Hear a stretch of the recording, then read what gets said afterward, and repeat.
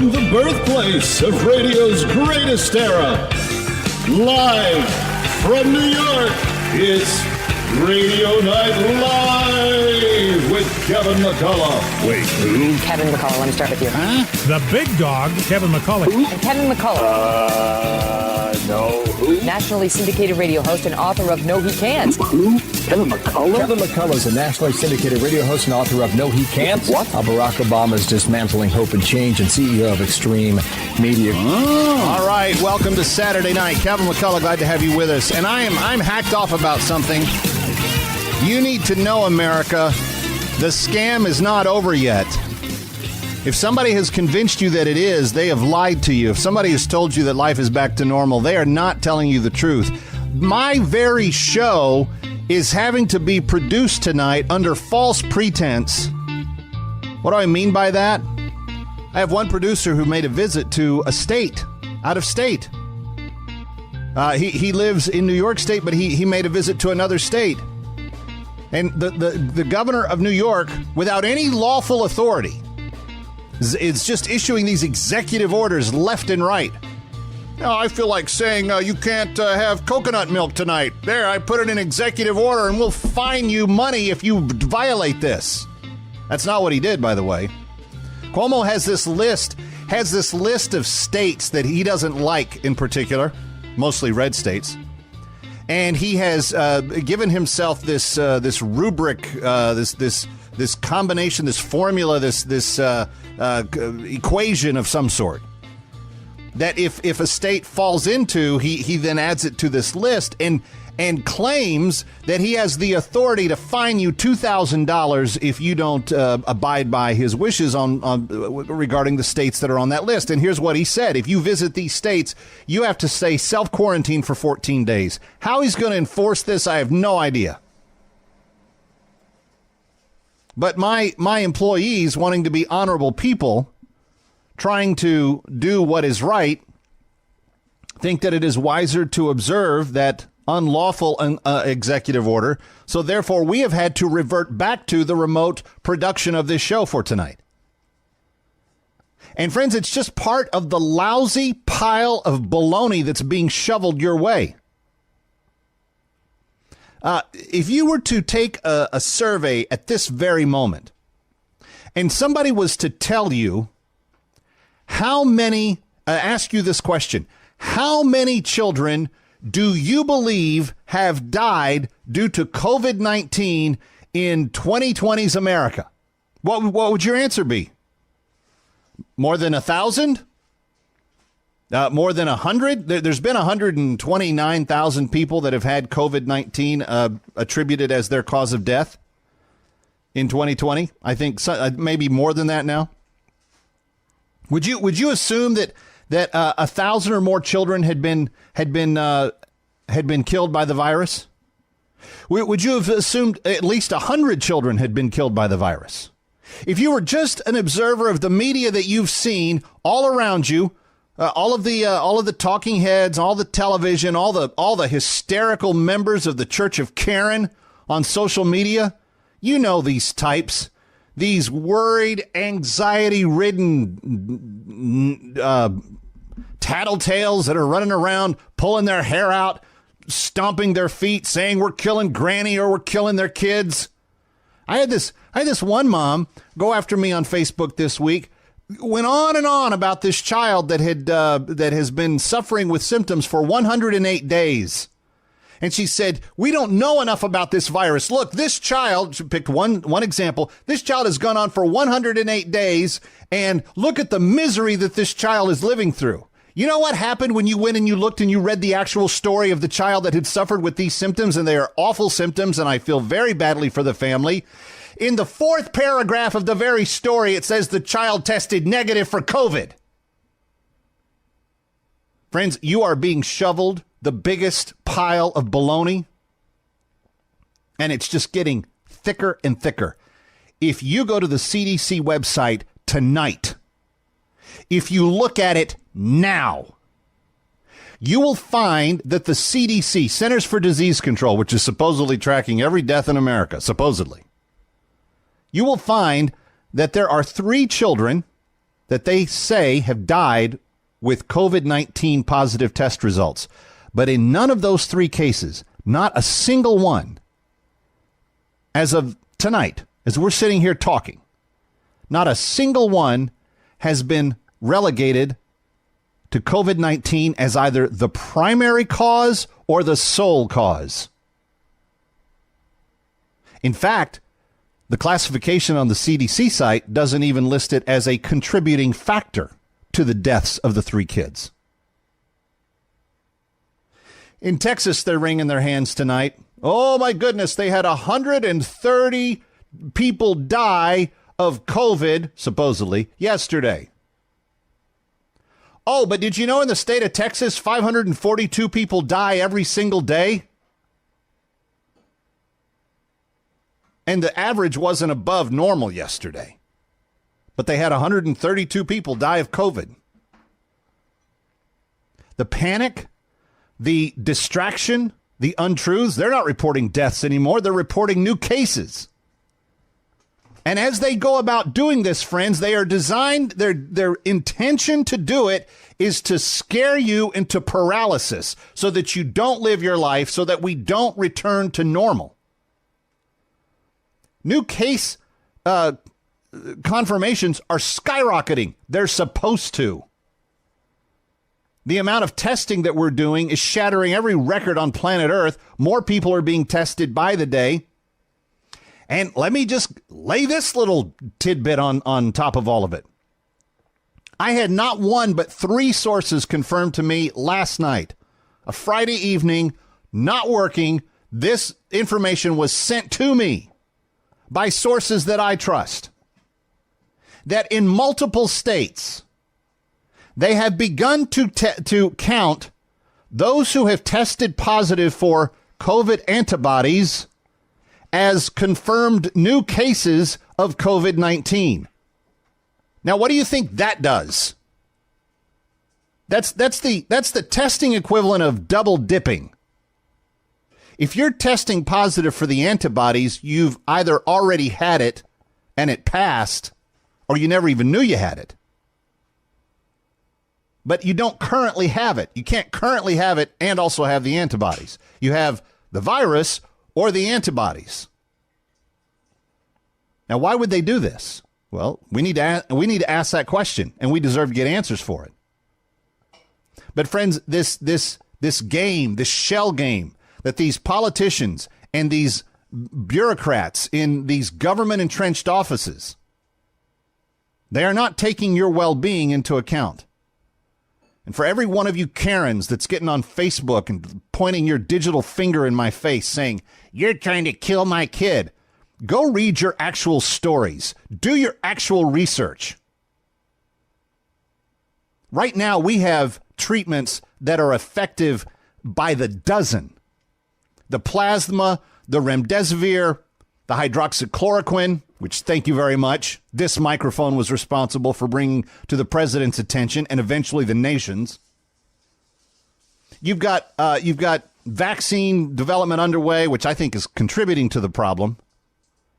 But you've also got things like a study out of Israel this week where they have figured out that if you treat the virus as though it feeds off of fat, which it does, that many of the cholesterol drugs are also highly effective in dispersing the virus in less than 5 days. Friends, this is all being done to keep control of you. Don't let it happen. Don't let it happen. All right, Kevin McCullough. That's my rant for tonight. I've got a lot of stuff to get to. Joining us tonight, Kurt Schlichter from townhall.com. If you read my column at townhall.com, I'm sure you've no doubt seen Kurt's columns as well. We generally tend to both trend similar times during the week. He has a brand new book that is really compelling. It's 21 lies that the media is telling about Trump and you. Yes, they're telling them about you as well. We also are going to get, how would you like to get $1,500 back from those who have wrongfully reported your credit rating on your credit report? There's a brand new settlement in a class action case where the average person is going to get $1,500 back because people have put wrong information on your credit report and you've likely been denied some credit that you deserved.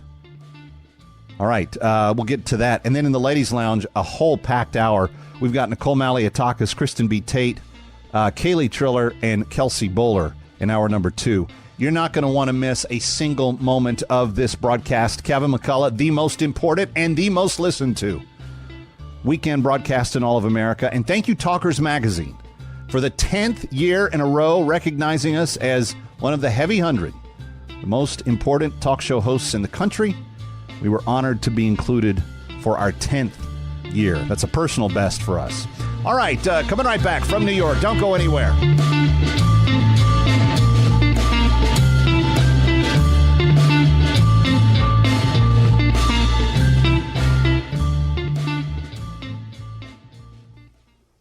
Hi, it's Kevin McCullough, and we are reaching a very important point in the COVID-19 crisis that most people in America don't know anything about. See, the COVID crisis in America has played out along one set of talking points. We must find a cure. We've got to have a vaccine. We need new therapies. We've got to make sure that reopenings begin, which is good. That's what America needs. That's how we will get our life back on track. And it's important for that to happen because of how the COVID crisis has actually interrupted the life of the third world. Well, wait a second, Kevin. What do you mean by that? Well, it's this simple. When the first world, Europe and America and the developed countries on planet Earth began to experience the COVID crisis, the poverty that was already engulfing third world countries took a deeper and darker hold on all of them. That is nowhere more pronounced than in the Sudan region of Africa. In the northern Sudanese country, those who have been enslaved by northern Sudanese had their conditions become worse. Slave owners couldn't get as much food, so the little bit that they were already feeding to their slaves got taken away. They also got harsher crackdown on not getting work done and more brutal circumstances like genital mutilation and starvation, sometimes poking out slaves' eyes who choose to disobey sometimes basic and abusive orders. Friends, these things have been occurring and they continue to occur. But Christian Solidarity International, somebody that we have advocated for the last dozen years or so at Kevin McCullough, all things related to this broadcast, Radio Night Live, The Kevin McCullough Show, and all of our podcasts. One of the things we have been advocating for is the liberation of those slaves so that they're not even in the ownership of those slave masters any longer. See, they came to be slaves while the Sudanese Civil War was underway. And when government powers brokered the peace and South Sudan was created as the world's youngest nation, it didn't address, none of the global powers addressed the continuing slave scenario there. Friends, we can make a difference as we have in years past by choosing to liberate slave by slave on an individual underground railroad negotiated basis, not trading dollars for lives, but trading something that is of value to the slave master, a vaccine for his cattle called Novidium. It will help his cattle survive through the harsh summer and weather extremes. And in exchange, they'll release a slave. CSI has been involved in this negotiation for dozens of years and have helped freed tens of thousands. Over 100,000 slaves have now been freed. The vaccine cost about $50. And then in addition to that, CSI would like to offer every slave that is liberated what's called a bag of hope. It includes a tarp that can be turned into a tent. It includes a year's worth of sorghum seed to grow a coming crop. It includes a year's worth of sorghum grain to be able to feed themselves for the first year when they win their liberty.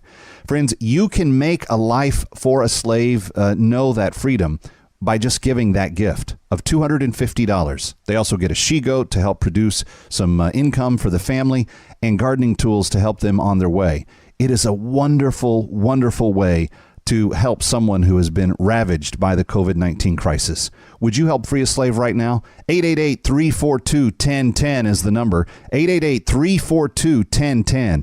888-342-1010. We need your help right now. 888-342-1010. That's 888-342-1010. You can also go to csi-usa.org and click on Kevin McCullough's picture.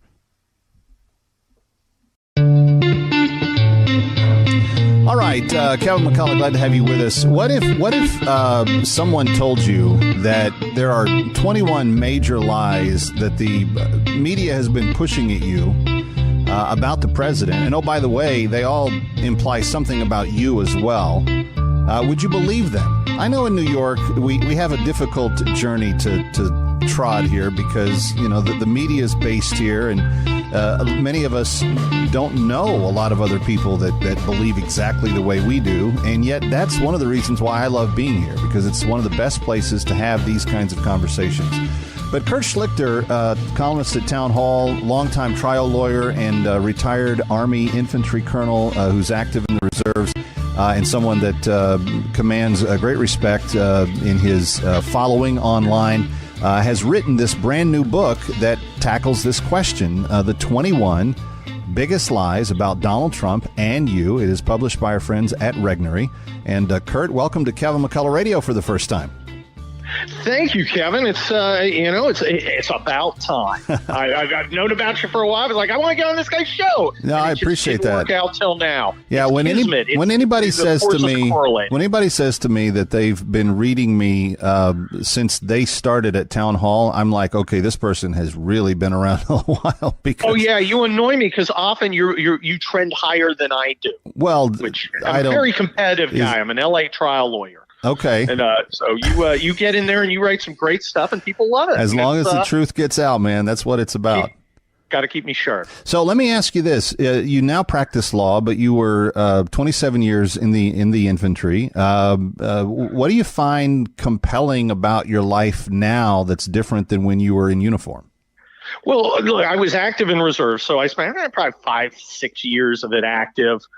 Including in the Cold War, which makes lie number 4, Donald Trump is a tool of the Russians, particularly amusing for me because, like I said, I was literally in the Cold War, right? And I get bombarded on Twitter by these 25-year-old Vox blue checks with a goatee who can't do a push-up, telling me I'm not tough enough about the Russians. And I don't remember them shivering in the cold outside of Stuttgart at our fighting position with orders to die in place if the Russians come. Yeah. So that's always particularly no. The fun woke for flakes have been particularly annoying in the post-riot era because I've got cousins that are half my age that keep telling me that I have no idea what I'm talking about. And, you know, I've actually helped organize things like getting filters in public libraries on the south side of Chicago with every black pastor that was in the city and southern suburbs in that area years ago. I mean, it's amazing the arrogance that the youngest generation now has, now that they're finally aware of some of these things that they feel like are now, you know, world shaping in terms of importance. Well, it's always good to have young people leveraging the full benefit of their inexperience to help teach me about stuff. I mean, look, I've only got a bachelor's degree and a law degree and a strategic studies degree from the Army War College, and I've only lived on 3 continents, and I've only started a business and been a lawyer and had best-selling books and written. But you've got a byline at gosh, my parents are disappointed in me.com news. And I really want to hear what you have to say about a place you've never been and doing things you've never done. You half-wit little creep. Get out of my face. I will slug you. Yeah. So that's kind of where I come having down. set the context there. The media is the biggest, I believe, the biggest criminal in the entire equation, because it's one thing for Democrats to behave as Democrats will. I kind of expect them to. It's one thing for our side to traditionally have been fairly buttoned up and respectable and deal with people with integrity. And when people don't, we call them out and set them aside. I mean, there's been kind of this kind of tradition. The media, though, has been more in the tank and more just blatant. We're not even going to try to appear impartial or try to just tell the basic facts of stories anymore. And it's really the media's complicitness in telling the lies that you've identified in your book that have made them possible for people to be believed. Well, that's true. Like all our major institutions, the media has been taken over by active leftists, and it is dying of exhaustion and suicide. And that's true of Hollywood. That is true of academia. Yeah. That's true to some extent, I'm sorry to say, of the active duty military. All these institutions are too exhausted to fight for the values that got them where they are. If I'm an editor of the New York Times, Kurt Schlichter's editor of the New York Times, and today my town hall article is literally an article I submitted to the New York Times, and they wouldn't run because they're a bunch of sissies. I read it. I kind of get why, but go ahead. Yeah, I have an edge. If a bunch of junior staffers from the newsroom came in and said, we feel that you running an article by a sitting U.S. senator that represents the views of about 60% of Americans, to judge by polls, the extent you can believe polls about anything, that military force should be used where necessary to suppress rioting. We think that's physical violence to us. We're literally shaking, and we want you to be fired. I would say, okay, let me give you a guided tour. That's my couch. That's my desk. That's my door. Get the hell out, and be lucky I'm not firing you.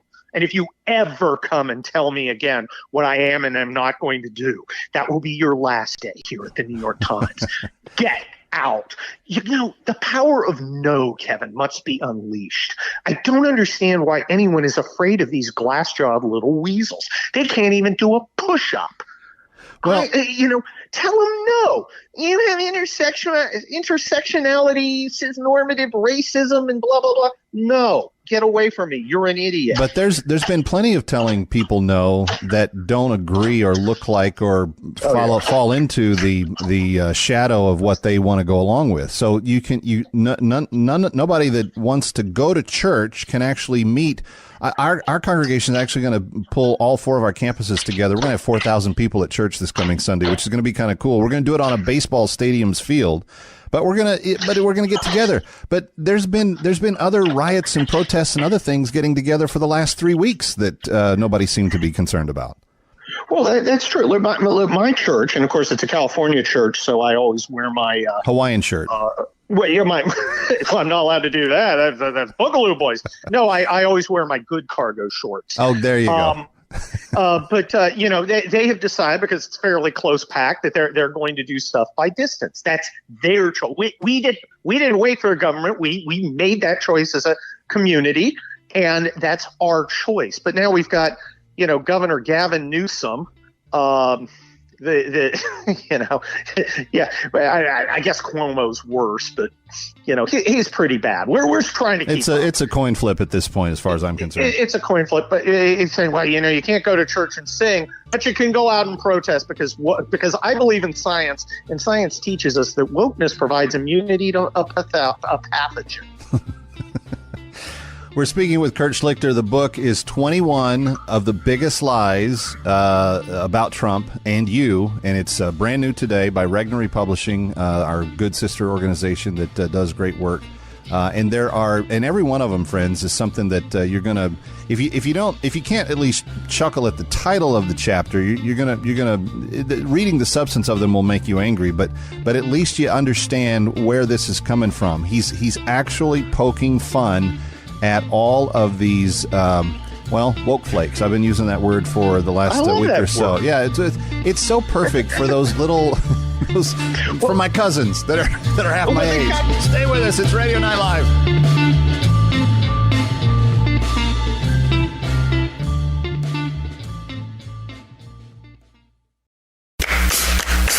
Brand new from beloved author Ivan Quinones comes a new children's book, Magnificent Ian and the Secret Lab.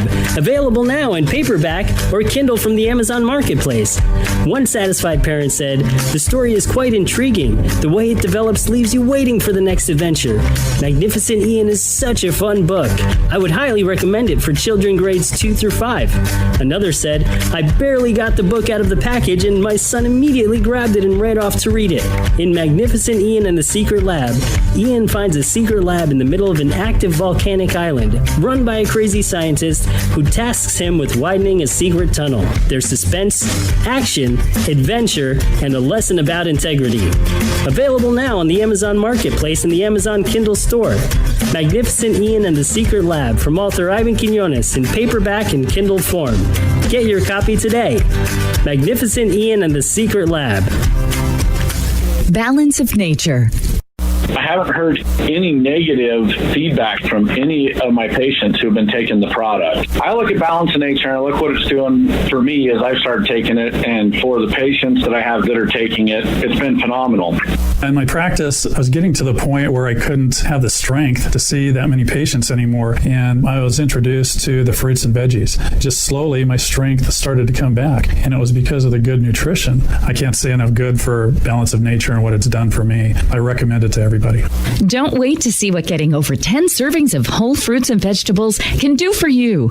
Right now, Balance of Nature is offering free shipping and 35% off on any new preferred order of fruits and veggies. Start your journey to better health today by calling 1-800-2468-751 or by going to balanceofnature.com and use discount code KMC. Hi, Kevin McCullough. Have I told you what a great night's sleep you can get by sleeping on a MyPillow? It's really true. It's changed my life for a number of years now. And ever since I've been sleeping on a MyPillow, I don't have interrupted sleep. I don't have to fold my pillows in half and stack them up on top of each other and do all kinds of weird stuff. Why? Because MyPillow will conform to the shape that I want it to, and it'll stay cool all night and keep that shape and come with a 60-day money-back guarantee and a 10-year warranty. Is your pillow warranted for 10 years? I didn't think so. Well, right now, if you call MyPillow and you use my promo code, you're going to get the best offer that's ever been granted on radio or television. $69.98. That's $34.99 per pillow. That's all it costs. $69.98, 2 premiums, $34.99 each. Never seen this offer before. He called the show just to tell us what it was. Here's the phone number, 800-506-2641. Promo code KMC. Again, 800-506-2641. Promo code KMC. Or online at mypillow.com. Balance of Nature. Changing the world, one life at a time. I'm very, very athletic. I play ice hockey 2 or 3 days a week. I'm in good shape for my age. I keep up with the young kids, but, I get tired. Muscles get sore. I'm achy. So I noticed just by taking this product for a month, I'm not as tired as I used to be or fatigued. Muscles feel good. I feel like my stamina is better than it was. I just feel better than I did, and I wasn't really complaining before. Don't wait to see what getting over 10 servings of whole fruits and vegetables every day can do for you. Right now, Balance of Nature is offering free shipping and 35% off on any new preferred order of fruits and veggies. Start your journey to better health today by calling 1-800-2468-751 or by going to balanceofnature.com and make sure to receive this special radio offer by using discount code KMC. Kevin McCullough back with you, Radio Night Live. Kurt Schlichter, my guest. Kurt, let's turn to 2020. What's the story with Joe Biden? The simple fact is Joe Biden is in cognitive decline. He is too old to be president, and he's too unhealthy. There is 0% chance that he will debate the president. That will not happen. So even though he's promised it, you don't believe it's going to occur? Oh, it absolutely will not occur. And how they're going to sell it, and the media will high five them is, I don't want to normalize this as normative racist patriarchal oppression system of racism and stuff that Trump represents. I don't want to normalize him. Wow. I don't want to normalize the guy America elected president. And he will be celebrated by the left. And normal people are going to go, and this creepy weirdo in. He's going to unleash. And in the old days, you would see the Johnny Carson joke about him being old, and that's how you knew it was in the consciousness. Sure. None of the hosts will do it now. They're too busy trying to cover up their past blackface antics, like they were the governor of Virginia or something. Right. But it'll start entering people's conscious through social media, and you're going to see Trump, who is a master of controlling the narrative, and the best antidote to the lies against him and us. He's going to tweet out something like, Joe Biden is obviously suffering signs of dementia. He should withdraw. And then the media will go nuts about it and how horrible it is Trump to say that. And everyone's going to go, he's right. Yeah, I guess he is kind of demented. Yeah, well, yeah. I've already got people telling me that they feel that way about it, and then the larger question there becomes, Kurt, and it's not unlike questions that people who had proper pause about Trump in 2016. The reason, so I was a cruise guy through Indiana, and Me then, too. I wrote in checks. And then I'm an LA lawyer. I put money on it. And then I fell in line with him being the better of the two options, and from that point on, I've been just anything but disappointed. I've been, thrilled in terms of as a president of my lifetime, what he's accomplished. But part of the reason that ended up happening was because I was taking a look at who he was putting around him. And I think it's going to be telling to see who Joe Biden begins to put around him, beginning with his VP pick, because at the end of the day, that's going to be of greater influence on him as a person than maybe any group of people have ever influenced a presidential candidate, given his own circumstances. Oh, that's absolutely correct. I mean, he's Pinocchio, and there are going to be 50 Geppettos holding his strings. Okay, and I'm not going to do a nose joke. This is Salem. Weekend at Biden's. With Biden, you don't want to go down any road unless you know what's at the end of the tunnel, because he's a creepy dude.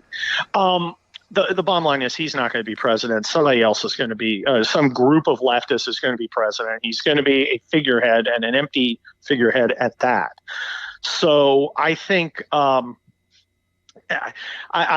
think it's very clear that the left will attempt to take over if he gets in. And I think people are seeing what the left means. The left means 8-year-old girls being killed on your streets because you've ordered the cops to hang back because you don't want to upset the communists. Yeah. This is one of the things. A beautiful 8-year-old girl in Atlanta is dead. This is serious stuff. They are killing children because Democratic governors and mayors will not act to protect the people. When they order the cops out, the cops go out. And frankly, the cops are probably like, if you're not going to back me up, I'm not taking the risk. Well, in New York City alone, we're seeing a 49% early retirement increase. And that's, we're not going to be able to survive that. Double in shootings. Beyond that, 600 murders in the last 6 weeks since George Floyd's death across the country. But you know who's not getting murdered? It's not the withered woke wine women with their copies of white fragility. Oh, no. Sticking up the Upper East Side brownstoners, the ones that have the defund police signs in their $3 million brownstones, they don't have these people in their neighborhood, because as soon as you have this stuff comes to that neighborhood, they're going to be saying, well, where's the police? No. Yeah. The guys with the BLM signs, the Black Lives Matter signs, are the are see the black man, start dialing the cops stuff. People, their neighborhoods are whiter than a Mitt Romney family reunion. The 21 Biggest Lies About Donald Trump and You. Kurt Schlichter is the author. As you can tell, he speaks his mind. Kurt, this was long overdue. Thanks for coming on the show, and we will be back in touch with you soon. Hey, I loved it, and anytime you want to talk, I'm up for it. Thank you so much for having me. Kurt Schlichter, Regnery Publishing, The 21 Biggest Lies About Donald Trump and You. On the street today. Get your copy now. Kevin McCullough coming right back.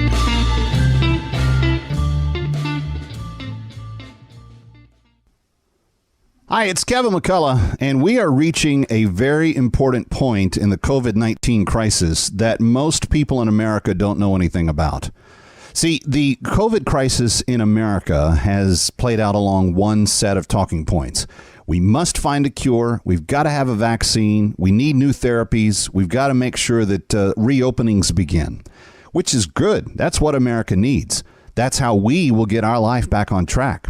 And it's important for that to happen because of how the COVID crisis has actually interrupted the life of the third world. Well, wait a second, Kevin. What do you mean by that? Well, it's this simple. When the first world, Europe and America and the developed countries on planet Earth, began to experience the COVID crisis, the poverty that was already engulfing third world countries took a deeper and darker hold on all of them. That is nowhere more pronounced than in the Sudan region of Africa. In the northern Sudanese country, those who have been enslaved by northern Sudanese had their conditions become worse. Slave owners couldn't get as much food, so the little bit that they were already feeding to their slaves got taken away. They also got harsher crackdown on not getting work done and more brutal circumstances like genital mutilation and starvation, sometimes poking out slaves' eyes who choose to disobey sometimes basic and abusive orders. Friends, these things have been occurring and they continue to occur. But Christian Solidarity International, somebody that we have advocated for the last dozen years or so at Kevin McCullough, all things related to this broadcast, Radio Night Live, the Kevin McCullough Show, and all of our podcasts. One of the things we have been advocating for is the liberation of those slaves so that they're not even in the ownership of those slave masters any longer. See, they came to be slaves while the Sudanese Civil War was underway. And when government powers brokered the peace and South Sudan was created as the world's youngest nation, it didn't address, none of the global powers addressed the continuing slave scenario there. Friends, we can make a difference, as we have in years past, by choosing to liberate slave by slave on an individual Underground Railroad negotiated basis, not trading dollars for lives, but trading something that is of value to the slave master, a vaccine for his cattle called Novidium. It will help his cattle survive through the harsh summer and weather extremes. And in exchange, they'll release a slave. CSI has been involved in this negotiation for dozens of years and have helped freed tens of thousands. Over 100,000 slaves have now been freed. The vaccine cost about $50. And then in addition to that, CSI would like to offer every slave that is liberated what's called a bag of hope. It includes a tarp that can be turned into a tent. It includes a year's worth of sorghum seed to grow a coming crop. It includes a year's worth of sorghum grain to be able to feed themselves for the first year when they win their liberty. Friends, you can make a life for a slave know that freedom by just giving that gift of $250. They also get a she-goat to help produce some income for the family and gardening tools to help them on their way. It is a wonderful, wonderful way to help someone who has been ravaged by the COVID-19 crisis. Would you help free a slave right now? 888-342-1010 is the number. 888-342-1010. 888-342-1010. We need your help right now. 888-342-1010. That's 888-342-1010. You can also go to csi-usa.org and click on Kevin McCullough's picture. Welcome back to Radio Night Live. Have you ever wondered why your credit score has such an important role in your life? You may not even know what it's made up of, but did you know that there have been people purposefully misreporting things that they shouldn't have, and it's probably hurt your credit? Jim Francis is a consumer attorney. Jim, I'm not even sure I know what my credit score is made of. So the credit score really is made up of several factors. First, it's your payment history. Do you pay your bills on time? Do you pay them 60 days late, 90 days late, 120 days late? How timely are you with your bills? So that's one factor. Another factor is your debt to credit ratio, right? Are you carrying low balances on your credit cards, or are you maxed out, right? If you have low balances in relation to the ultimate credit limit, that's better. If you are way at the top and very close to the credit limit or maxed out, that's going to lower your credit score. Another factor, which people aren't aware of, is the length of your credit history. So if you have an account with Chase or Citibank for 20 years, you get more credit for that and a boost in your score than if you have an account that's just open for a year. So one of the misconceptions that people have is that, I'll just close my cards or cancel my cards. And I say, wait, don't do that so fast. If you have accounts or cards that are in good standing, right, you get credit for that the longer they're open. And then finally, another factor that impacts your credit score is the frequency within which you apply for credit. So if you shop around in a particular month and make 30 credit applications, that's going to drive your score down. Whereas if you apply for credit once a year, those are the main factors. But again, the ultimate score is a very highly proprietary score sold by the credit reporting agencies. Well, if it's so proprietary, then it seems like to me it would have been fairly easy for inaccurate information to get in there. This Equifax case seems to illustrate that. How does inaccurate information on the credit or background check get in there? How does it hurt us? Talk to us about what happened in Equifax's case. Sure. So all different questions. In general, inaccurate information gets onto your credit report a few different ways. First, it can come from the creditors that report information about you. So your credit report contains information that's been reported by your existing creditors. So if you have a credit card or a mortgage, every month those companies are reporting to each of the big three. So if that source is reporting inaccurate information, that will end up as an inaccuracy in your credit report. But commonly, or as commonly, the inaccuracy comes from within the credit reporting agency itself, that there's a problem within the computer system.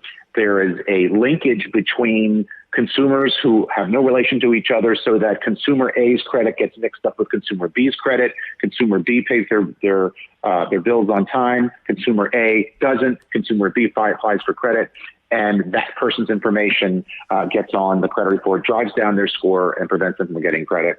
And then there are also other sources that the credit reporting agencies get information from. There are vendors that they use, companies which aggregate data, or we'll call them data miners or data aggregation companies.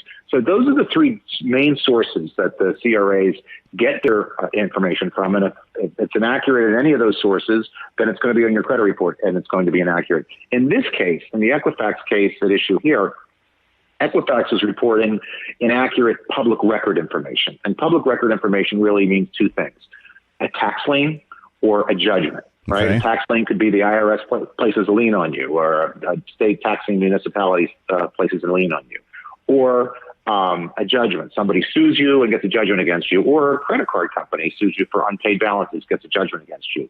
What we found was Equifax was misreporting that type of information on consumers' credit reports really in two ways. Number one, they were misreporting somebody else's tax lien or judgment on a consumer's credit report because their names were similar, or they had similar personal identifying information. Or B, people who did have a tax lien or a judgment but had paid it off, Equifax was not reporting the updated payment. So that hurts you. If you had a lien 3 years ago, you paid it off 3 years ago, that's one thing. If it's open and outstanding, that really hurts you. So those are the two types of errors that were at issue in this case, what we call misattribution, attributing somebody else's credit on another person's report, as well as failing to update. And so this case, we worked very, very hard to achieve a nationwide settlement wherein which we got people. First of all, we got Equifax to stop reporting this data on credit reports for everybody in the country going forward for at least 5 years. And if they want to continue reporting it, they have to adhere to very strict guidelines and get court approval. B, we created an expedited compensation process, what we call the ADR process, whereby consumers can go onto the settlement website, make a claim without having to consult a lawyer or file a suit, and get a payment of $1,500. So that's the nature of the settlement and the case. All right. We're speaking with Jim Francis. He's a consumer law attorney and was involved in this Equifax case that the U.S. District Court of Eastern Virginia approved. It's a nationwide settlement that allows Equifax to settle claims related to inaccurate information on your credit reports. We were just talking about what that looks like and kind of what makes that up. How do we know if we qualify, Jim? If say, Kevin McCullough, I don't know if I applied with something that Equifax was used on, how would I find out?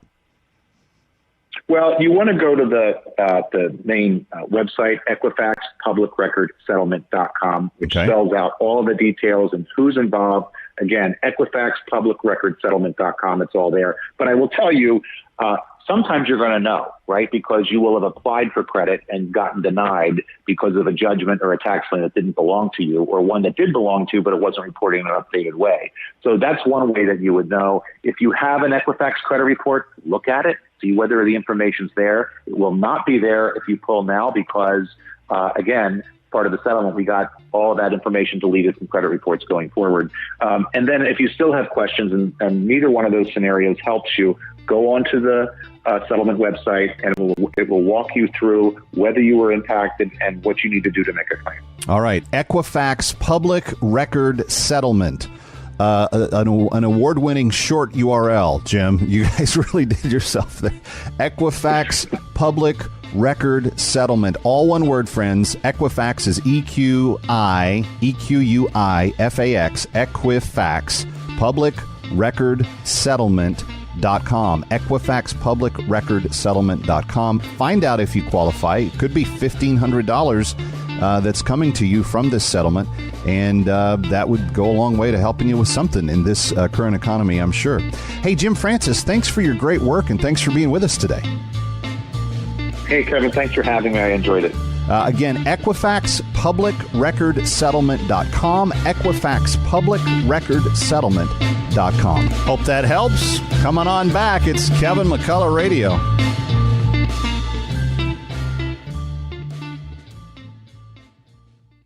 Kevin McCullough, have I told you what a great night's sleep you can get by sleeping on a MyPillow? It's really true. It's changed my life for a number of years now. And ever since I've been sleeping on a MyPillow, I don't have interrupted sleep. I don't have to fold my pillows in half and stack them up on top of each other and do all kinds of weird stuff. Why? Because MyPillow will conform to the shape that I want it to, and it'll stay cool all night and keep that shape and come with a 60-day money-back guarantee and a 10-year warranty. Is your pillow warranted for 10 years? I didn't think so. Well, right now, if you call MyPillow and you use my promo code, you're going to get the best offer that's ever been granted on radio or television. $69.98. That's $34.99 per pillow. That's all it costs. $69.98, 2 premiums, $34.99 each. Never seen this offer before. He called the show just to tell us what it was. Here's the phone number: 800-506-2641. Promo code KMC. Again, 800-506-2641. Promo code KMC. Or online at mypillow.com. Hi, Kevin McCullough. Shopping for an engagement ring can be very stressful. You want a unique ring at a great price. The big jewelry stores try to sell you what they have in stock. Others try to upsell you till it's way over your budget. Disappointment inevitably sets in, and you end up settling for a ring that you're not totally satisfied with. Friends, that's why I urge every one of you, my friends, my listeners, even my family, to visit Lord's Diamonds and see my very good friend Anu. You see, Anu is different. She takes great pride in working with her client's budget, finding the right diamond, and creating a unique engagement ring that the bride cherishes forever. There is no comparison. Honesty, integrity, good Christian values. This is what Anu and Lord's Diamonds are all about. It's the height of wedding and engagement season. Don't settle. Buy a ring everyone will admire, and if you mention Kevin McCullough, you're going to get an additional $500 off the price of wedding bands. To set up an appointment, call 212-789-8500. That's 212-789-8500, or online at Lord's Diamonds. Hi, Kevin McCullough. I've been telling you about it for the longest time. The market goes up, the market goes down, the economy kind of wiggles around. Yes, we're doing better. Yes, it's pretty good days that we're in. But did you know that if something took a turn for the worse, that right now it is legal in this country, right this very second, for the government to reach into your 401k, IRA, and bank accounts, saving accounts, checking accounts, etc., and take money out and leave it instead an IOU? That's called the bail-in. Get the facts by reading about the coming bail-in when you call and get a free copy of the Landmark Capital's exclusive white paper on the coming bail-in. See how all this was set up to manage the out-of-control national debt? Learn how to protect your future and your hard-earned money by investing those funds into precious metals. So when the bail-in happens, they can't touch your precious metals, and you have peace of mind. Call Landmark today, 844-604-2575. All right, Kevin McCullough, we've officially gotten to my favorite part of the broadcast tonight. And I'm jazzed to be able to tell you this, friends, because when you have to understand, when we started on this journey about 6-8 weeks ago, I was fearful. I was fearful that we weren't going to be able to do what we had done in the past. I was fearful that even though I knew that some of these negotiations were ongoing and underway already, I was fearful that we weren't going to be able to see the project through, because when the pandemic hit and then when the riots hit, you just saw the financial downturn of the economy, I thought, man, people are they're not going to want to help, because naturally they're going to be focused on their own situation.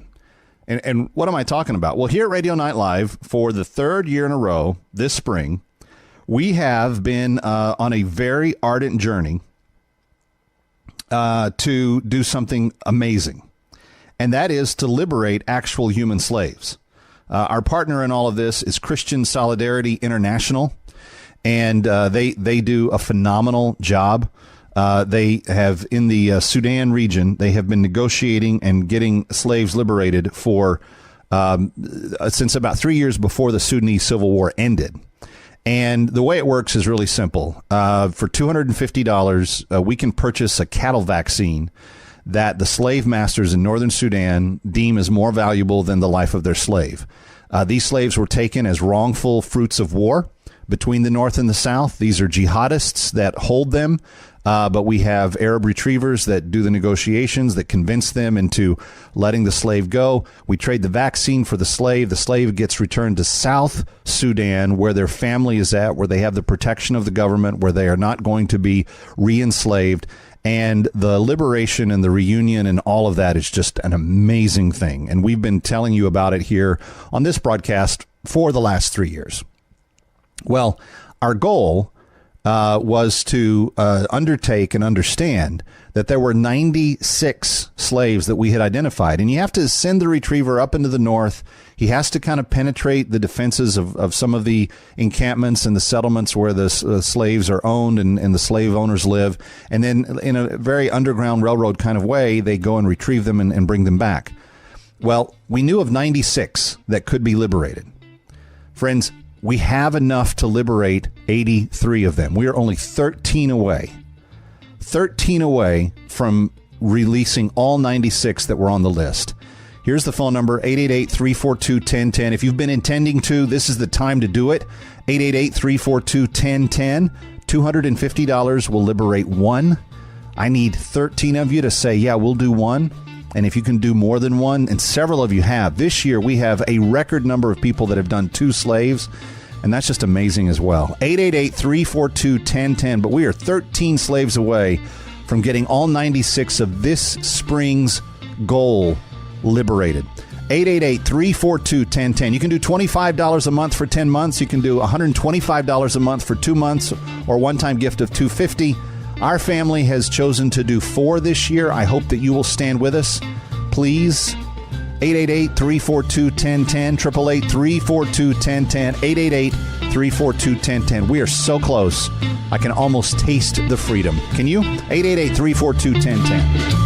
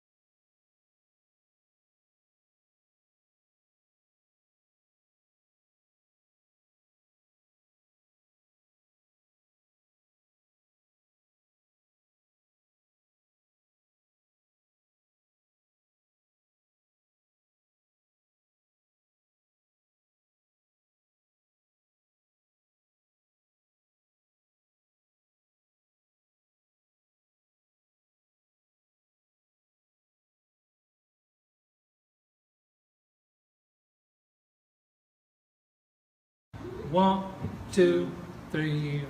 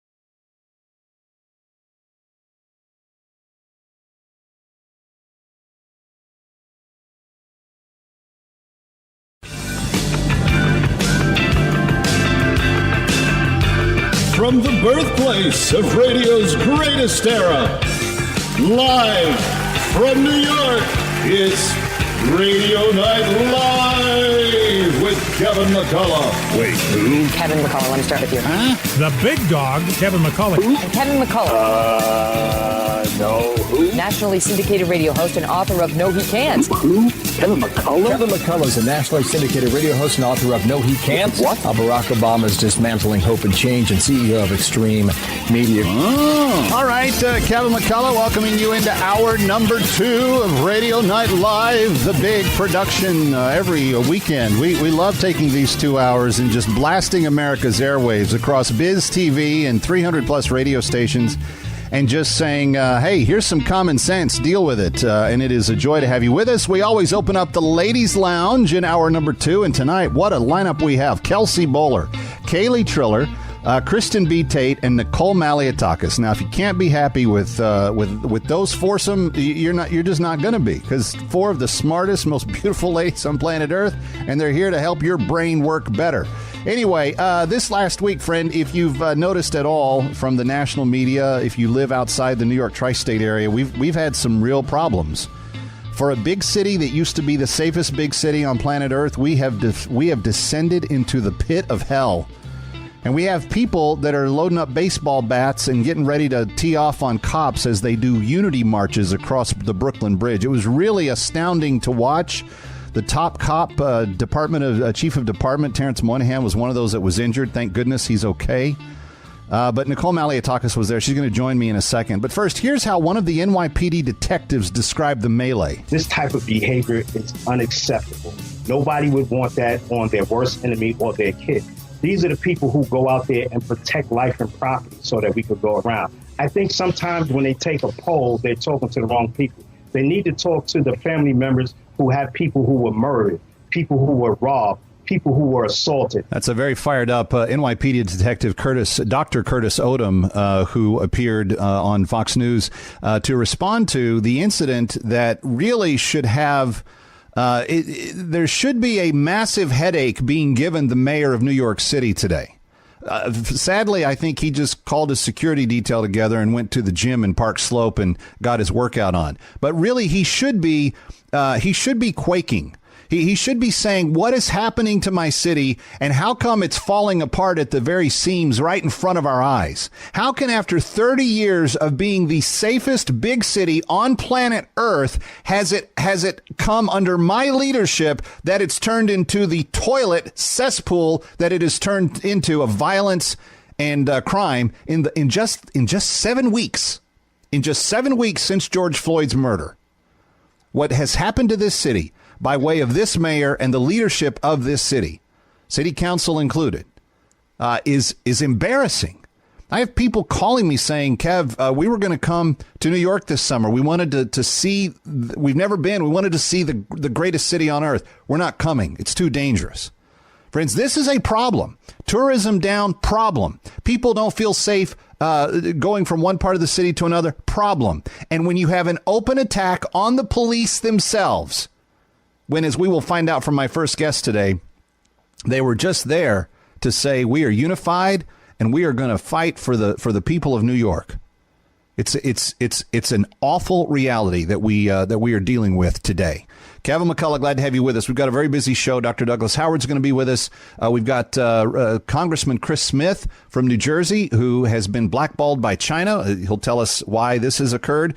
Kelsey Bolar from the Federalist and the Independent Women's Forum. But I turn first to the Assembly member from Staten Island and South Brooklyn, Nicole Malliotakis. She was the Republican nominee for mayor in the last go-around. I would have infinitely preferred her to be in the mayor's spot right now than the joker who's there. Nonetheless, she did not quite prevail in that contest. Now she is a candidate for the congressional seat while still conserving her constituents on South Brooklyn and Staten Island. Nicole Malliotakis, as always, welcome back to Kevin McCullough Radio. You were the only, we got word yesterday that you were the only elected official that showed up to march across Brooklyn Bridge with community leaders, clergy members, and the NYPD to say we are unified for a safe New York. Nicole, why did you do it? Why were you there? What happened? And what's going on in our city? Well, it was really, let me tell you, a powerful display of unity. And I am, personal friends with Tony Herbert, who's a organizer from Brooklyn. Then you had Ed Mullins, Sergeants Benevolent Association, and of course, Bishop Seabrook. All three I've worked with over the years. And I thought it was a powerful display to show that the community, the African-American community in the hardest hit parts of this city where they've seen shootings skyrocket and they've seen a tremendous amount of violence and crime in the last few months. They wanted to show that they are supportive of our NYPD and want to work with our NYPD to make our city more safe. It was really what it was a march in support of restoring law and order onto the streets of New York City, and I wholeheartedly support that message. And so I was very proud to march with them in what was a very peaceful demonstration until there were individuals waiting on the other side of the bridge, unfortunately, to cause trouble and harm to our police officers. Nicole Malliotakis is who we're speaking with. Nicole, eyewitnesses yesterday said that in advance of you guys transgressing the bridge to the other side, that the gang that was there waiting for trouble had a van full of bats delivered, that there were people that were actively supplying the activists that were there to create the very trouble. And it's a very disheartening thing, I think, for the average New Yorker to turn on the 6 o'clock news, as that cut from NBC4 indicated at the beginning of this segment, where you have the anchor saying, and the chief of department, Terrence Monahan, is injured in an attack of this nature. Nicole, we have a serious problem that I don't think the elected officials that are responsible for it, specifically the district attorney, Vance, specifically the mayor, specifically the city council, are taking seriously. I think these people are AWOL, and it is time to hold them accountable. It absolutely is. And I will add that the police officers that were injured were on the Manhattan side trying to clear out that area to make it safe for the marchers on our side coming from Brooklyn.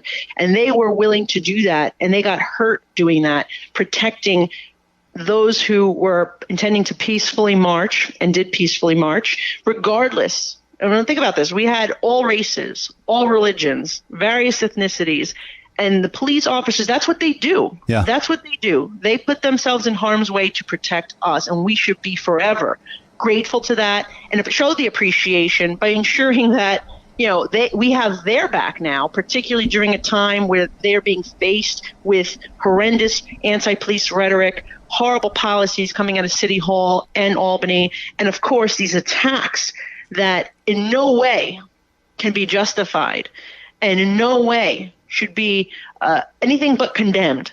And I think that the mayor took too long to come out and condemn these attacks. I think that, you know, they need to be prosecuted to the fullest extent now. It's my understanding a little while ago they arrested another 2 individuals in connection with those attacks. So we have to ensure that our district attorney prosecutes them to the fullest extent. No bail for these individuals. And we really need to, as a society, decide what kind of city do we want? What kind of America do we want? Right. You know, we need to work together to ensure that our streets are safe. You know, that the tragic incidents that we've been witnessing of crime, of murder, of burglary, robbery, shootings increasing in our city, that's not the type of New York City that I want to live in. And I don't think that's what the majority of New Yorkers want. They want public safety. And what we've been seeing, Kevin, across our city, in each borough, people rising up, everyday New Yorkers getting on their feet and marching in support of law and order, because in the end of the day, what really unites us, whether you're black, whether you're white, Catholic, Muslim, Greek Orthodox, Jewish, it doesn't matter. What really unites us is that we want to have a city that is safe for our family, to raise our family, a safe city where we can go to work, earn a living to support our families. And at the end of the day, I think that's really what everyone really, the law-abiding citizens want in the city, right? No, there's no doubt about it. Sure, we can improve. We can improve relations, and we need to work on all those things. And I think what yesterday was a real sign of that. Coming together. That's what it was about. If you don't have the police at the table, you can't resolve the issue. And I think that it is so disingenuous to make New York City NYPD pay for the crimes of the Minneapolis Police Department. New York has been so far ahead of the curve on police reform and criminal justice and doing what's necessary. We have nothing but pride to be proud of here, because we are the most advanced police department in the world, as far as I'm concerned, and they do their job every day. The mayor is making it tougher. He signed legislation yesterday to handcuff them even more. We've got to send a message to City Hall to say enough is enough, and Nicole Malliotakis is doing everything she can along those lines. Nicole, thanks for being with us today. Thank you, Kevin. Nicole, FORNYC.com to support her congressional bid. And we're coming right back on Radio Night Live.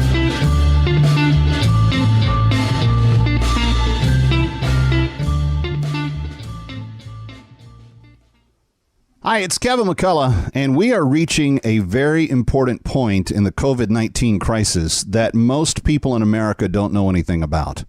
See, the COVID crisis in America has played out along one set of talking points. We must find a cure. We've got to have a vaccine. We need new therapies. We've got to make sure that reopenings begin. which is good. That's what America needs.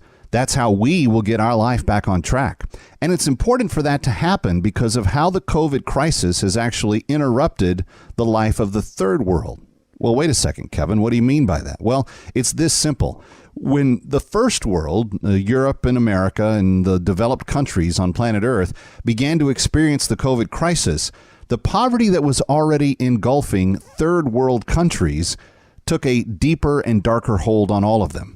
That is nowhere more pronounced than in the Sudan region of Africa.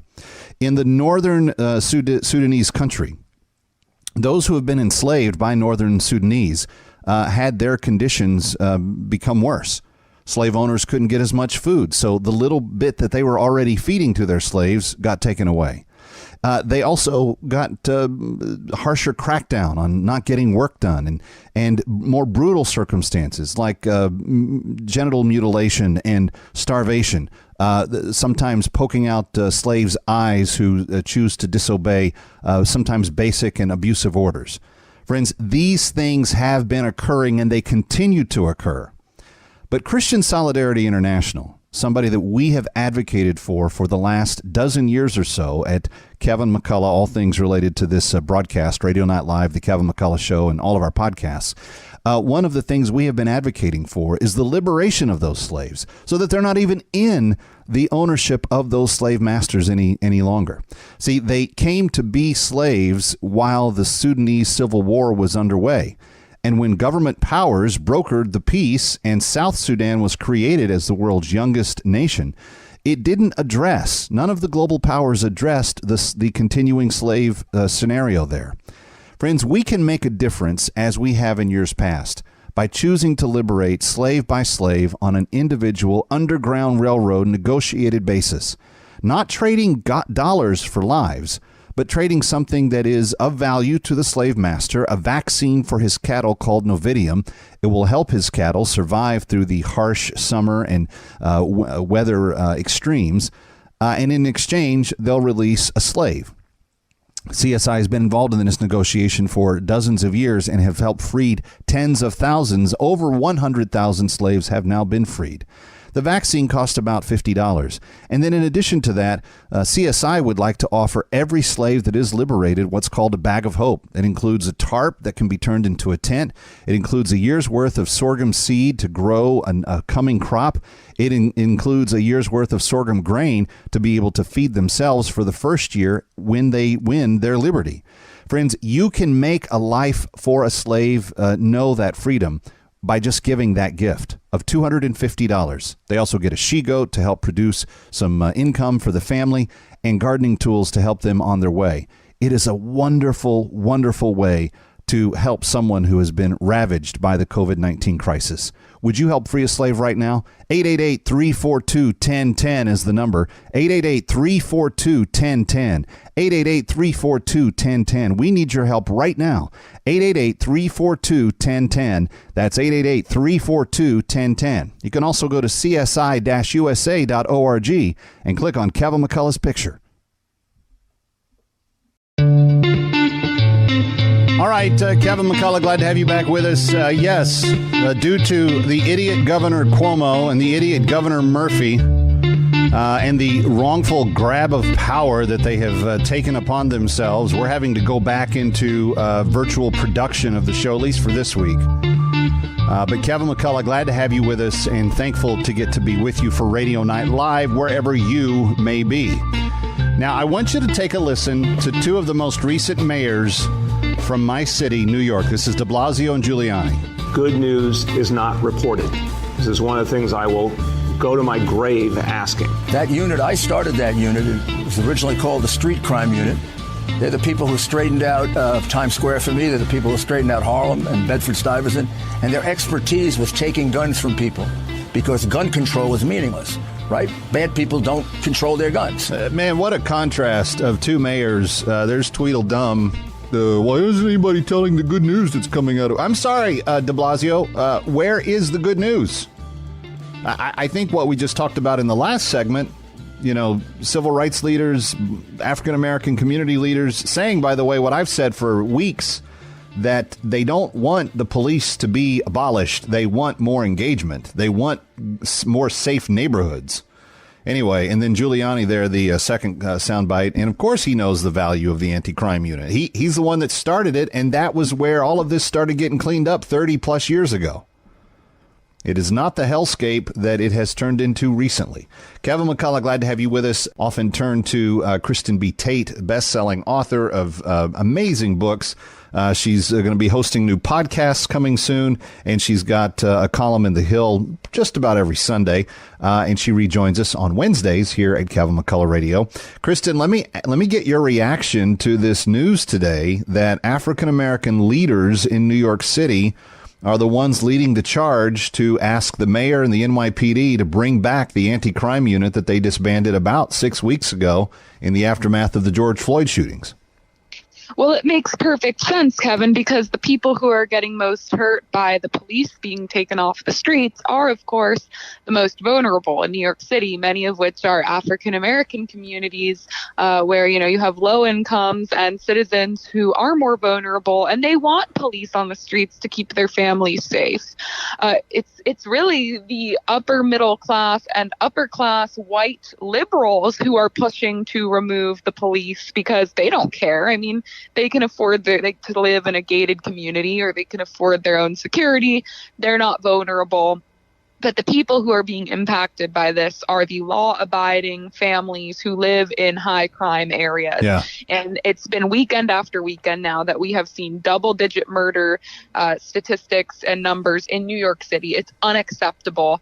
And while people are literally dying in the streets, I mean, there was a baby shot in the stomach over a few days ago in New York City. Yep. Bill de Blasio is focused on painting Black Lives Matter on the sidewalk. And now he's concerned because somebody, I guess, violated the mural. They poured paint over the mural. That's what he's focused on, not the fact that people are actually dying in his streets. It's pathetic. And Joe Borelli, minority whip for the city council, put on his Twitter early this morning, sadly, 18 people shot or murdered in total since just yesterday. And he is calling for the return of anti-crime units. And Joe, a good law-abiding taxpayer advocate from Staten Island, serving as the minority whip on the city council. I think there's all of 3 Republicans on the city council. Joe got this short straw to be the minority whip.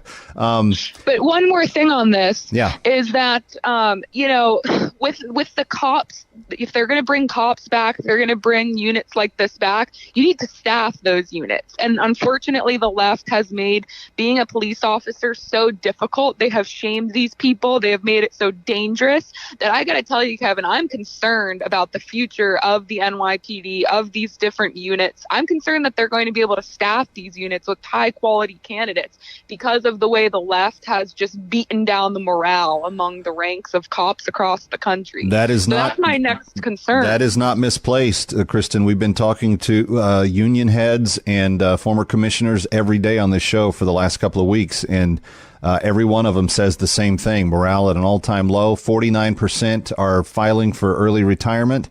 In fact, they've got so many people applying for retirement that they can't process them fast enough to get them done, and they've had to put a hold on how many applications they're taking in each week. So it's really mind-blowing. But maybe this is the turn that needed to happen. Maybe the African-American community leaders that are coming together and saying, hey, guys, we're not winning. Let AOC dance her little, liberal millennial leftist dance. It's not helping our community. We need more engagement from the police, and we need police that come from our community. We need to be encouraging our young people to consider law enforcement as a bona fide way of providing for their families, because it's an honorable profession, and the more we have that come from our communities, the more they know us, the more they know who it is. Where these police shootings happen, Kristin, is when you have cops that aren't familiar with the territory, and they come in and they're dealing with people that they don't know, and they get jumpy, and someone reaches for something and it doesn't look quite right, and all of a sudden bullets have flown,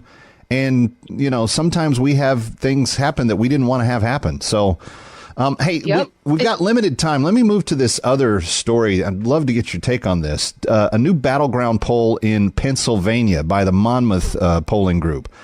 Monmouth University surveyed registered voters Biden leads 53-40 in the registered voter poll, which I count as more or less useless.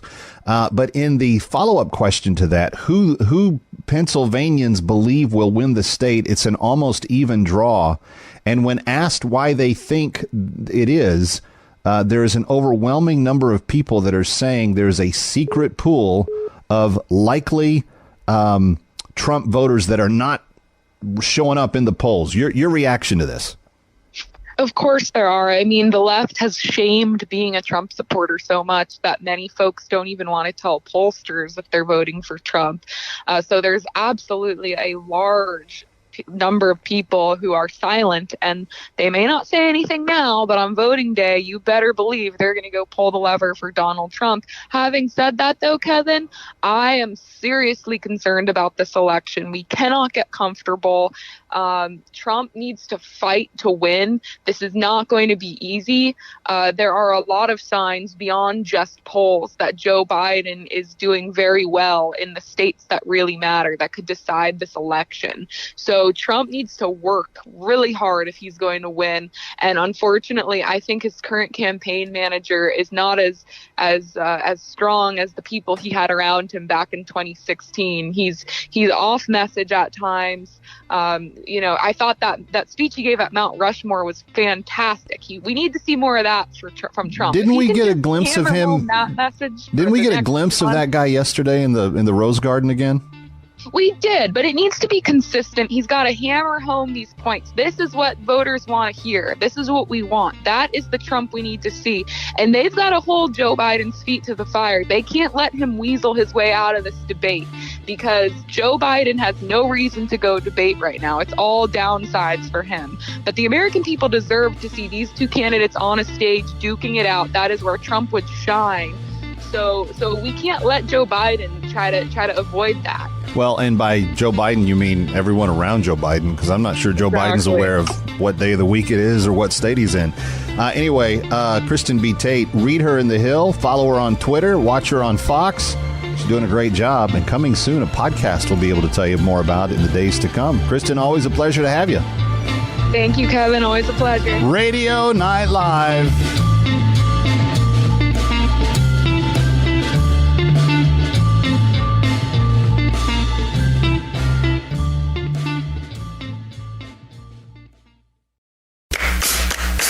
Brand new from beloved author Ivan Quinones comes a new children's book, Magnificent Ian and the Secret Lab. Available now in paperback or Kindle from the Amazon Marketplace. One satisfied parent said, "The story is quite intriguing. The way it develops leaves you waiting for the next adventure. Magnificent Ian is such a fun book. I would highly recommend it for children grades 2 through 5. Another said, "I barely got the book out of the package and my son immediately grabbed it and ran off to read it." In Magnificent Ian and the Secret Lab, Ian finds a secret lab in the middle of an active volcanic island, run by a crazy scientist who tasks him with widening a secret tunnel. There's suspense, action, adventure, and a lesson about integrity. Available now on the Amazon Marketplace and the Amazon Kindle store. Magnificent Ian and the Secret Lab from author Ivan Quinones in paperback and Kindle form. Get your copy today. Magnificent Ian and the Secret Lab. Balance of Nature. I haven't heard any negative feedback from any of my patients who've been taking the product. I look at Balance of Nature and I look what it's doing for me as I've started taking it, and for the patients that I have that are taking it, it's been phenomenal. In my practice, I was getting to the point where I couldn't have the strength to see that many patients anymore, and I was introduced to the fruits and veggies. Just slowly, my strength started to come back, and it was because of the good nutrition. I can't say enough good for Balance of Nature and what it's done for me. I recommend it to everybody. Don't wait to see what getting over 10 servings of whole fruits and vegetables can do for you. Right now, Balance of Nature is offering free shipping and 35% off on any new preferred order of fruits and veggies. Start your journey to better health today by calling 1-800-2468-751 or by going to balanceofnature.com and use discount code KMC. Hi, Kevin McCullough. Have I told you what a great night's sleep you can get by sleeping sleeping on a MyPillow. It's really true. It's changed my life for a number of years now. And ever since I've been sleeping on a MyPillow, I don't have interrupted sleep. I don't have to fold my pillows in half and stack them up on top of each other and do all kinds of weird stuff. Why? Because MyPillow will conform to the shape that I want it to, and it'll stay cool all night and keep that shape and come with a 60-day money-back guarantee and a 10-year warranty. Is your pillow warranted for 10 years? I didn't think so. Well, right now, if you call MyPillow and you use my promo code, you're going to get the best offer that's ever been granted on radio or television. $69.98. That's $34.99 per pillow. That's all it costs. $69.98, 2 premiums, $34.99 each. Never seen this offer before. He called the show just to tell us what it was. Here's the phone number, 800-506-2641. Promo code KMC. Again, 800-506-2641. Promo code KMC. Or online at mypillow.com. Balance of nature. Changing the world, one life at a time. I'm very, very athletic. I play ice hockey 2 or 3 days a week. I'm in good shape for my age. I keep up with the young kids, but, I get tired. Muscles get sore. I'm achy. So I noticed just by taking this product for a month, I'm not as tired as I used to be or fatigued. Muscles feel good. I feel like my stamina is better than it was. I just feel better than I did, and I wasn't really complaining before. Don't wait to see what getting over 10 servings of whole fruits and vegetables every day can do for you. Right now, Balance of Nature is offering free shipping and 35% off on any new preferred order of fruits and veggies. Start your journey to better health today by calling 1-800-2468-751 or by going to balanceofnature.com and make sure to receive this special radio offer by using discount code KMC. All right, you're listening to Radio Night Live. Kevin McCullough, thrilled to have you with us per usual. Thank you for being here. For those of you watching on Biz TV, you can tell we have reverted back to our coronavirus digital production days, which we've had to do because mayors and governors are losing their minds and they are making rules that are not lawful. But we are observing them, and we are trying to be good citizens in the midst of all this. Welcome to Saturday night. We have talked in the past about the unfairness of men saying that they feel like a woman. That has wronged some women from getting college scholarships and some other things. But my next guest has taken on this issue in her most recent piece at The Federalist, one of my favorite publications, as to how it actually is impacting female safety. And Kaeley Triller from The Federalist, a senior writer for them, now joins me. And Kaeley, thanks for being here for the first time on Radio Night Live. So appreciate it. Sure. Well, thank you for having me, first of all. I appreciate that you're prioritizing these issues that often get stuck on the back burner. When it comes to gender identity, in matters of public policy, what I think people need to be invited to understand is that when gender identity wins, women always lose. And specifically, I just wrote about the HUD rule regulating women's shelters. So back when Obama was in office, he had written a rule that essentially said that any women's shelter, any shelter that rejected people on the basis of gender identity would lose their funding. So in essence, that means if you're a man, just by virtue of saying that you feel like a woman, you have access to any women's shelter in the country, because most of the shelters in the country are going to be receiving government funds. And so what's happened recently is that there's a proposal to revise that rule and say, hey, no, single-sex facilities may maintain their single-sex status and reject these, essentially it's men from women's shelters. And so that's what the article was about. Well, and the fact that the Housing of Urban Development is the department that you're referring to there, and yes. Why would it even be in their interest to dictate that men should be in women's housing facilities? It seems to me that's not even something that the housing department should be concerned with. Well, it's all wrapped up in funding, really. There's a grotesque amount of money being channeled into this gender identity effort, which is just the untethering of all reality. So the previous administration was willing to leverage the funds that they would normally give to women's shelters if they didn't allow men to stay there? Yes. And unfortunately, what we've seen so far, and I've been I've been writing about this for about 5 years now. I got fired from my job for resisting men and women's locker rooms. And that's when I fell down the rabbit hole. And having watched now over the last 5 years how quickly this is just completely blown up and how badly women have been hurt already, it's just kind of nauseating to see. So there was one women's shelter in Fresno, California, where they have mandatory group showers. And 9 women ultimately ended up filing a lawsuit against the shelter because during their mandatory group shower time, the shelter staff had allowed a man who claims he was a woman to shower along with these women. And we're not talking about a person that has had anatomical surgery. We're talking about a man who's still fully functionally biologically male, sitting in the locker room, Googling at the women as they shower. Exactly. And there's no legal definition for transgender. So you've got to realize that fully 80%, if not more, of these individuals who identify as females will never have surgery. They're always going to retain their male parts and their male bodies, which can overpower female bodies. And so you've got these sitting ducks, these poor women who are going to a shelter for safety are actually getting harmed further by men who just because they say they feel like a woman are allowed access. Okay. So, and I can only imagine that there's dozens of cases like the one you just mentioned, and that there's been women who have actually not just been ogled, but also raped and assaulted in different ways. Absolutely. I mean, I could give you a list.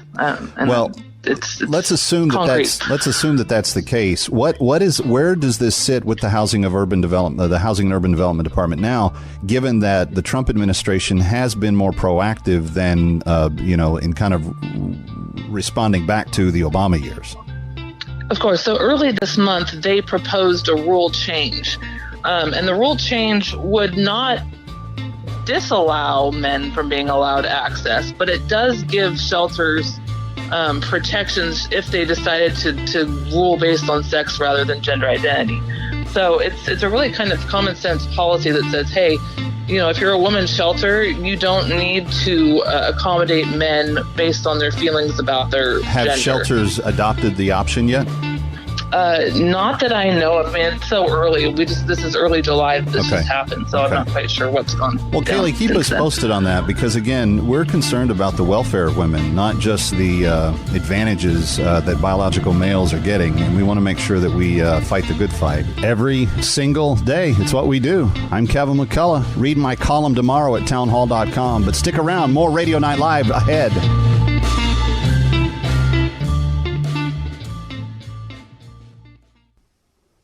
Hi, it's Kevin McCullough, and we are reaching a very important point in the COVID-19 crisis that most people in America don't know anything about. See, the COVID crisis in America has played out along one set of talking points. We must find a cure. We've got to have a vaccine. We need new therapies. We've got to make sure that reopenings begin, which is good. That's what America needs. That's how we will get our life back on track. And it's important for that to happen because of how the COVID crisis has actually interrupted the life of the third world. Well, wait a second, Kevin. What do you mean by that? Well, it's this simple. When the first world, Europe and America and the developed countries on planet Earth began to experience the COVID crisis, the poverty that was already engulfing third world countries took a deeper and darker hold on all of them. That is nowhere more pronounced than in the Sudan region of Africa. In the northern Sudanese country, those who have been enslaved by northern Sudanese had their conditions become worse. Slave owners couldn't get as much food, so the little bit that they were already feeding to their slaves got taken away. They also got harsher crackdown on not getting work done and more brutal circumstances like genital mutilation and starvation, sometimes poking out slaves' eyes who choose to disobey sometimes basic and abusive orders. Friends, these things have been occurring and they continue to occur. But Christian Solidarity International somebody that we have advocated for the last dozen years or so at Kevin McCullough, all things related to this broadcast, Radio Night Live, the Kevin McCullough Show, and all of our podcasts. One of the things we have been advocating for is the liberation of those slaves so that they're not even in the ownership of those slave masters any longer. See, they came to be slaves while the Sudanese Civil War was underway. And when government powers brokered the peace and South Sudan was created as the world's youngest nation, it didn't address, none of the global powers addressed the continuing slave scenario there. Friends, we can make a difference, as we have in years past, by choosing to liberate slave by slave on an individual Underground Railroad negotiated basis, not trading dollars for lives, but trading something that is of value to the slave master, a vaccine for his cattle called Novidium. It will help his cattle survive through the harsh summer and weather extremes. And in exchange, they'll release a slave. CSI has been involved in this negotiation for dozens of years and have helped freed tens of thousands. Over 100,000 slaves have now been freed. The vaccine cost about $50. And then in addition to that, CSI would like to offer every slave that is liberated what's called a bag of hope. It includes a tarp that can be turned into a tent. It includes a year's worth of sorghum seed to grow a coming crop.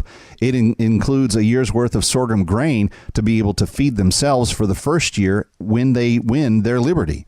Friends, you can make a life for a slave know that freedom by just giving that gift of $250. They also get a she-goat to help produce some income for the family and gardening tools to help them on their way. It is a wonderful, wonderful way to help someone who has been ravaged by the COVID-19 crisis. Would you help free a slave right now? 888-342-1010 is the number. 888-342-1010. 888-342-1010. We need your help right now. 888-342-1010. That's 888-342-1010. You can also go to csi-usa.org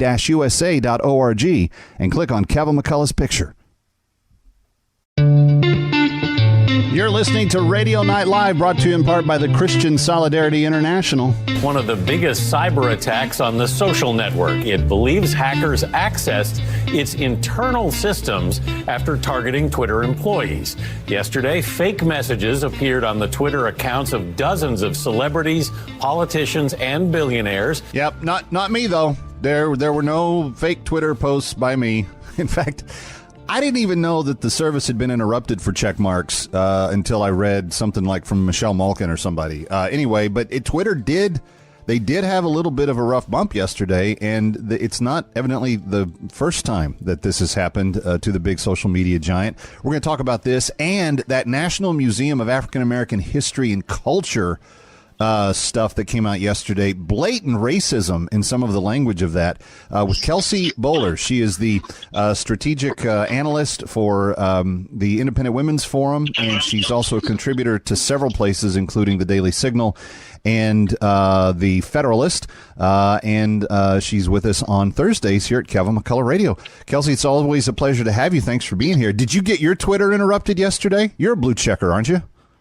Yeah, so I was not allowed to tweet for a couple hours there. My Twitter did not get hacked. I don't think I'm important enough to be targeted in that regard, but it does raise a lot of concerning questions about whether you're blue check mark verified or not. Is this a secure platform? Yeah. Well, and there's also some things that evidently look like are coming out in the midst of what the hackers were able to get. Did we discover some things about how Twitter is maybe allowing or disallowing certain information to be put to the public? Yeah, well, one of the big questions that comes from this is, was this an internal employee breach, somebody who violated their policies and knowingly shared information with a bad actor, or was this a result of a huge breach in their security? No matter what, of which both are bad. Exactly. I don't know which you would prefer. I guess if I had to pick, I'd hope that maybe it was a bad actor, because if Twitter doesn't know how to keep our accounts secure, that's a pretty fundamental issue to their platform. It raises financial concerns, as we saw yesterday. This whole scam started with somebody trying to use Bitcoin, a cryptocurrency, right, to get people money, and they were using accounts from Kanye West to Barack Obama to Joe Biden to Elon Musk, saying, "I'm going to match you if you if you use this Bitcoin account." And apparently, I'm not an expert in cryptocurrency, but that's irreversible. So unfortunately, some people fell for it. I read it was at least $100,000 that went through to this scammer. But more importantly, Kevin, this raises national security issues. I think many are in denial about the power that social media companies have. Right. But what if this were a political extremist or hackers trying to hack the accounts of the president of the United States? I mean, Joe Biden was hacked, so this is a very real threat. They could be putting out tweets that could quite literally ignite a war. So Twitter really has to figure this out and answer a lot of questions. I also think that it would help if Joe Biden's password wasn't password, but that's a different issue. Anyway, so you're right, though. And, you think about it, all of the major departments of defense have Twitter outposts. So you've got the Army, the Navy, you've got national security directors, you've got cabinet secretaries. They've all got Twitter accounts. And it would be very interesting to see if they tried to penetrate those checkmark accounts as well. Now, in terms of the Bitcoin thing, that's kind of interesting. I have a tech guy on Tuesday, Ari Zolden, who's been telling us about this for the longest time. And the technology behind Bitcoin is really quite amazing from the chance that it will allow the person that's using cryptocurrency to have greater verification of, say, their credit history or other elements about them. But one of the things that I don't like about it is that you're right. It's almost bulletproof in terms of identity. You don't necessarily have to reveal yourself, and there's no specific way that they can probably even trace it back to the person. So it's going to be very interesting to see if they can catch that guy. Let's move to the National Museum of African American History, a equally kind of stunning story from yesterday. What was this pamphlet, and how was it received when it hit the public? This was something else, Kevin. So in an attempt to combat racism, the whole, it's not enough to just be not racist. You have to be anti-racist. The National Museum of African American History and Culture, which is part of the Smithsonian, right, promoted this really bizarre document that lists aspects and assumptions of white culture in the United States. Some of these aspects and assumptions are that whiteness includes master and control of nature, a heavy value on ownership of goods, space, property, steak, and then it gets really bizarre. Steak and potatoes. For a woman, one thing that caught my eye is that wives are sort of like always the homemakers.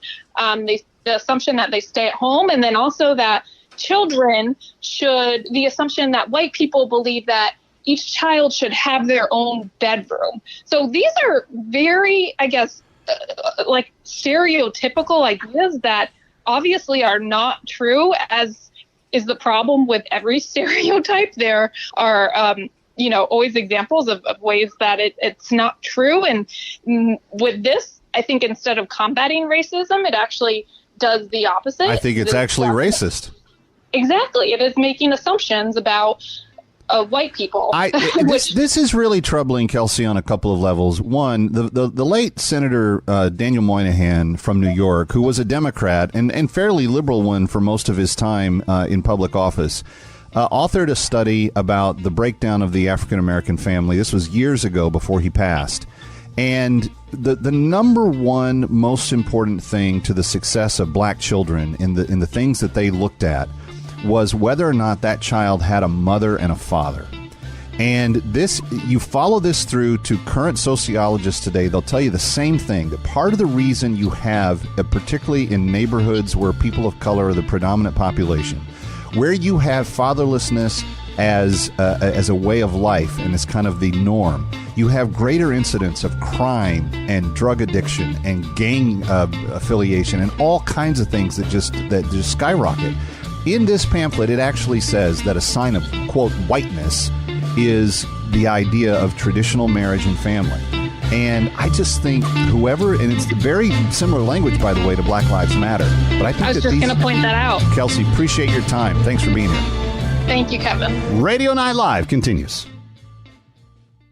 Kevin McCullough, have I told you what a great night's sleep you can get by sleeping on a MyPillow? It's really true. It's changed my life for a number of years now. And ever since I've been sleeping on a MyPillow, I don't have interrupted sleep. I don't have to fold my pillows in half and stack them up on top of each other and do all kinds of weird stuff. Why? Because MyPillow will conform to the shape that I want it to. And it'll stay cool all night and keep that shape. And come with a 60-day money-back guarantee and a 10-year warranty. Is your pillow warranted for 10 years? I didn't think so. Well, right now, if you call MyPillow and you use my promo code, you're going to get the best offer that's ever been granted on radio or television. $69.98. That's $34.99 per pillow. That's all it costs. $69.98, 2 premiums, $34.99 each. Never seen this offer before. He called the show just to tell us what it was. Here's the phone number, 800-506-2641. Promo code KMC. Again, 800-506-2641. Promo code KMC. Or online at mypillow.com.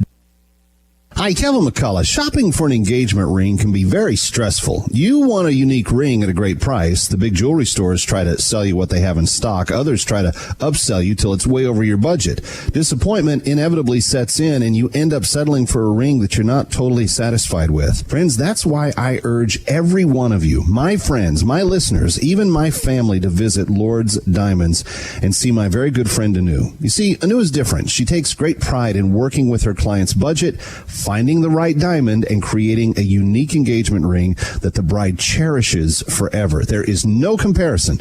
Honesty, integrity, good Christian values. This is what Anu and Lord's Diamonds are all about. It's the height of wedding and engagement season. Don't settle. Buy a ring everyone will admire, and if you mention Kevin McCullough, you're going to get an additional $500 off the price of wedding bands. To set up an appointment, call 212-789-8500. That's 212-789-8500, or online at Lord's Diamonds. Hi, Kevin McCullough. I've been telling you about it for the longest time. The market goes up, the market goes down, the economy kind of wiggles around. Yes, we're doing better. Yes, it's pretty good days that we're in. But did you know that if something took a turn for the worse, that right now it is legal in this country, right this very second, for the government to reach into your 401k, IRA, and bank accounts, saving accounts, checking accounts, etc., and take money out and leave it instead an IOU? That's called the bail-in. Get the facts by reading about the coming bail-in when you call and get a free copy of the Landmark Capital's exclusive white paper on the coming bail-in. See how all this was set up to manage the out-of-control national debt? Learn how to protect your future and your hard-earned money by investing those funds into precious metals. So when the bail-in happens, they can't touch your precious metals, and you have peace of mind. Call Landmark today, 844-604-2575. All right, Kevin McCullough, glad to have you with us. Very interesting week it was on so many news fronts. Our good friend Kaeley McEnany, who's now the press secretary for the big guy, had an interesting give and take, not in person and not by verbal interaction, but through Twitter. In fact, Kaeley McEnany was doing her press update this week, and she said that Lori Lightfoot, you may know that name. She is the African-American mayor of Chicago. Kaeley McEnany said that Lori Lightfoot was the derelict mayor of Chicago. Now, why would she call her that? Well, the derelict mayor of Chicago, Lori Lightfoot, and it's a proper use of the word derelict, has been absent regarding her duties. She has not been keeping her city safe. She has not faithfully executed the charge of her commission. In fact, last night in Grant Park in Chicago, a bunch of Antifa and probably Black Lives Matter, because they're one and the same these days, they all got together, and they're mostly white, by the way. They got together and they latched ropes all over the Christopher Columbus statue, and there were only like 5 police officers there to hold off the entire crowd. What the derelict mayor of Chicago, Lori Lightweight, should have done. Did I say lightweight? Lightfoot. Is there a difference? Sorry. What Lori Lightfoot should have done is swarmed that park with police. Friends, this violence and these reckless destruction of property and memorials and all this doesn't have to happen. It's only happening in cities where Democratic mayors are too afraid of their own shadow to do their jobs. Mayor de Blasio in New York, Mayor Lightweight, what's her name? Lightweightfoot? Lori Lightweightfoot in Chicago. They're afraid to say to their police chiefs, hey, go down there and take care of that. Swarm the place with 200 cops and watch the crowd of 300 people disperse. So when Kayleigh McEnany, the press secretary for the president, called her derelict in her duties, what did Mayor Lightweight do? Well, she got on Twitter and she called Kaeley a Karen. Because we know what Karen is, right? She's the one who complains to the manager. And she said, this was, I quote you, the mayor's Twitter. This was her strong response to Kayleigh McEnany. Hey, Karen, watch your mouth. So Mayor Lightweight is threatening the working mom, Kayleigh McEnany, in the White House, who's doing her job superbly. Because the press secretary said that Mayor Lightweight wasn't doing her job. And she's not. And the truth strikes a little close to home sometimes. See, Mayor, what you should have done is not called Kaeley names or told her to watch your mouth. What you should have been doing, Mayor Lightweight, is your job. So start doing your job. And maybe the Karens will leave you alone. I'm Kevin McCullough. Have a great weekend. We'll see you next week on Radio Night Live.